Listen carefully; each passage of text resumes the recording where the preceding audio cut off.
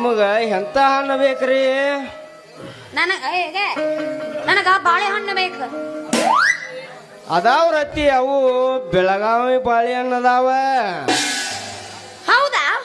ಹಂಗಾದ್ರ ತಗಿಲಿ ನಿಂದು, ನಾನು ನೋಡ್ತೀನಿ, ನೋಡ್ತೀನಿ. ಏನ್ರಿ ಅದು ತಗುದು? ನಿನ್ನ ಬಾಳೆಹಣ್ಣು ತೆಗೆದು ತೋರಿಸು. ಬಾಳೆಹಣ್ಣು ನೋಡಿ ವ್ಯಾಪಾರ ಮಾಡ್ತೀನಿ ಅಂದೆ.